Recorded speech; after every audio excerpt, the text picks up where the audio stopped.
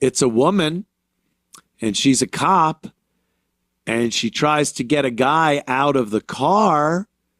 And guess what? She can't do it.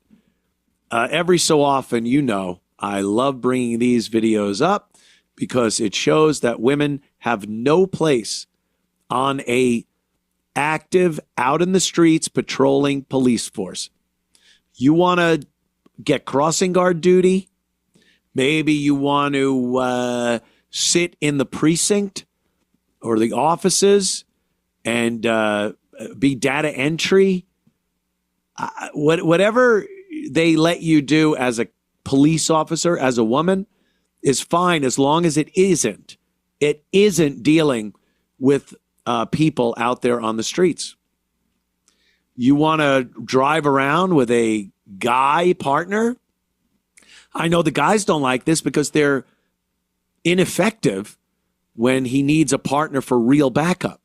So I've read a few comments and it says these women should not be out alone. They should be teamed up with a male officer. And no, not even that. Yeah, they shouldn't be out alone. But you don't endanger the male officer now because you're putting him with someone who is completely ineffectual. When things like strength are needed, quick decision making are needed. Can you take down? Can you run, catch, take down, and get cuffed a perpetrator? A male perpetrator on the streets?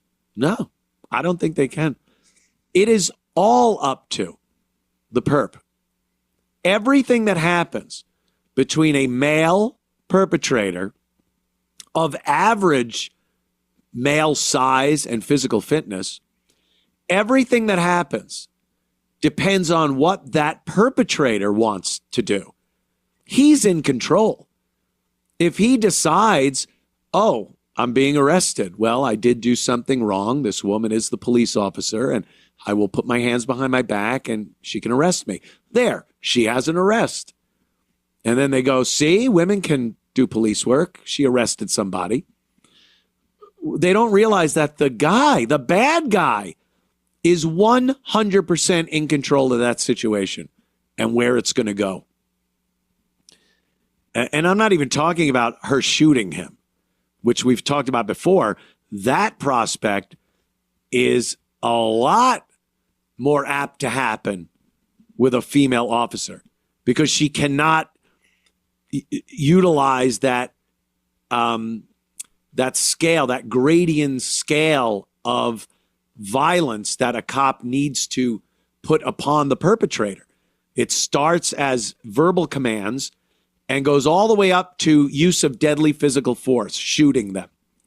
But in between are so many tools available to a male officer.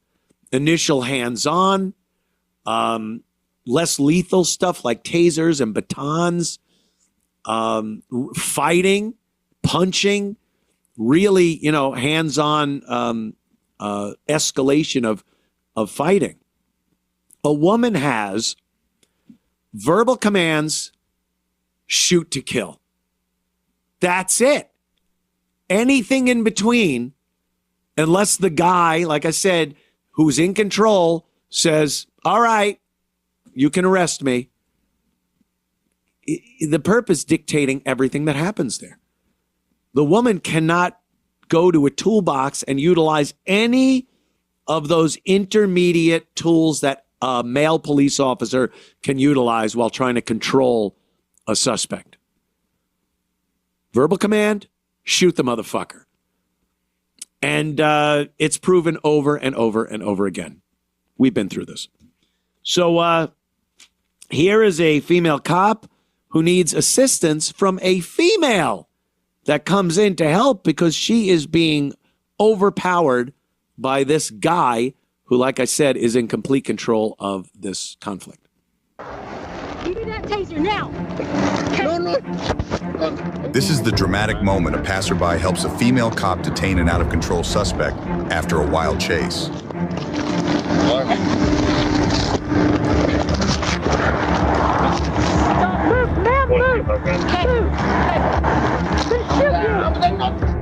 Trooper Alexandria Duncan had pulled over Angel Zapet Alvarado for speeding at 114 miles per hour, but the situation quickly escalated when he resisted arrest.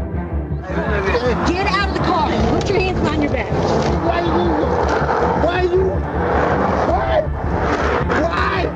You're going to jail. Witnessing the struggle, Kylie Sutton bravely Look at that. intervened, He's risking got her the own taser. safety to assist Trooper Duncan. He throws it. Pause for a minute here. She cannot control this guy physically. She cannot do it. The guy ended up getting her taser. The guy threw the taser away from the cop. He didn't want to be tased. But again, who's in control at that point? The guy. The guy was like, oh, I got the taser now. I can tase her, or I could throw the taser away. He's in complete control. He might have been thinking, if I tase her, she's going to go for her gun. Maybe he's thinking that. I don't know why he's fighting her. He doesn't want to be arrested. She cannot make that decision right here alone. She obviously, cannot control him. This woman pulls over and decides she's going to help out in some way. So let's watch. Give me that taser now. No. Esto me conviene.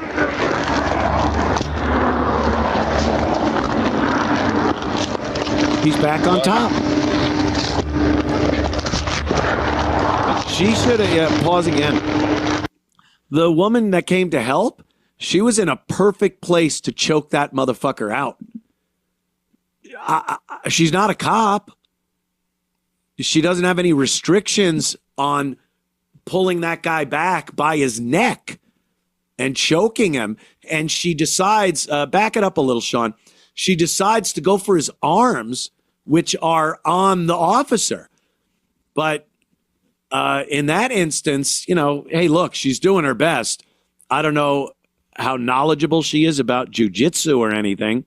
She seems like a rough and tumble kind of she could take care of herself kind of lady. But yeah, that would have been a good opportunity to get her arm around that fucker's neck, because he would have had to release the cop to get her arms off of his throat, which would have maybe given the cop an opportunity to use something to get him under control. So yeah, watch this. Or taser. Right there. She could have done that.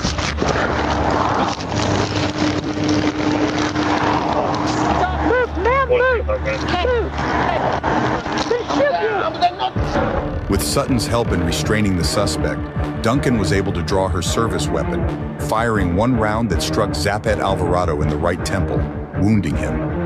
Zapet Alvarado was transported to Mercy Hospital, Northwest Arkansas, where he was treated and later released to law enforcement. Trooper Duncan received treatment for non-life-threatening injuries. Had it not been for Sutton's heroic actions, this could have ended tragically.